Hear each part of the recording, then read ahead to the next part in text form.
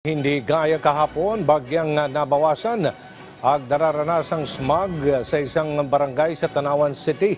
Kaya naman sinasamantala ng ilang mga residente roon na makapalaot at makapagbenta ng mga isda.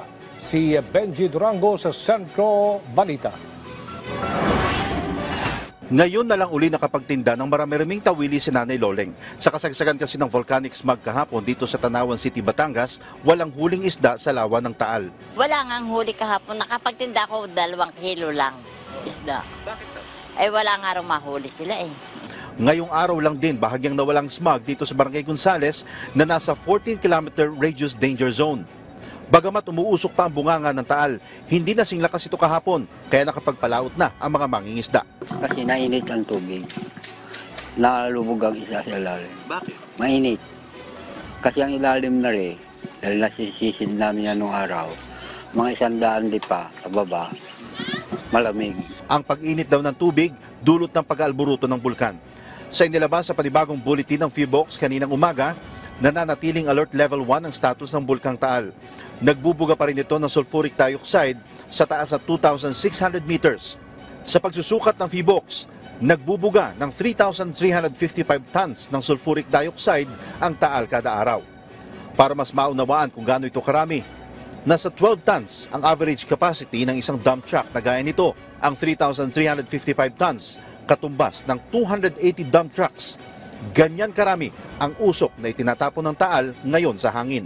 Sa barangay ng Kaan sa Mataas na Kahoy, Batangas, na naapektuhan din kahapon, hindi pa raw kailangan lumikas kahit 3 kilometro lamang ang layo nila sa lawa ng Taal. Ay haray na pong huwag naman mangyari pero yung oras na kailangan talaga evacuate kami naman talagang yan agad ang aming gagawin. Pero kansilado pa rin ang klase sa 26 mula sa 34 na LGU sa lalawigan ng Batangas. Tahimik ang mga paaralan, animoy ghost town sa ilang lugar. Kung hindi nga lang daw magpapatuka ng kanyang paitluging manok si Mang Roberto, hindi siya lalabas ng bahay.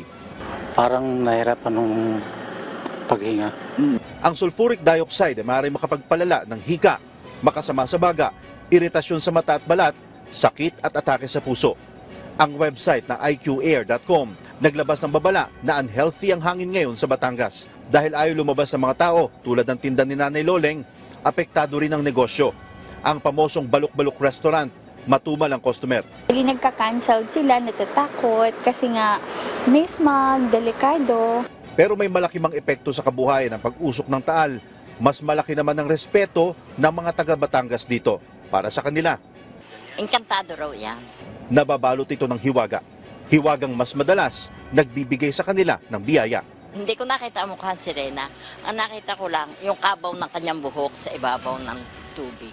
Nang minsan magpakita rin ito kay Tatay Joe na puno ng huling isda ang kanyang bangka. Pasalamat na lang ako. Ay, salamat po. At pinagkalooban niyo kami pambiling bigas. Nung umaga, salapuli kami ron. Wala na. Pero hindi pinagsasawalang bahalang ng lokal na pamahalaan sa paligid ng Taal ang kaligtasan ng kanilang mga kababayan. Pinag-iingatan lahat sa epekto ng smog habang pinapayuhan na manatili sa loob ng bahay o mag-face mask kung sakaling lalabas.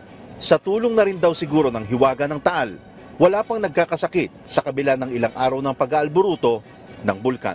Mula dito sa Tanawan City, Batangas, Benji Durango para sa Pambansang TV sa Bagong Pilipinas.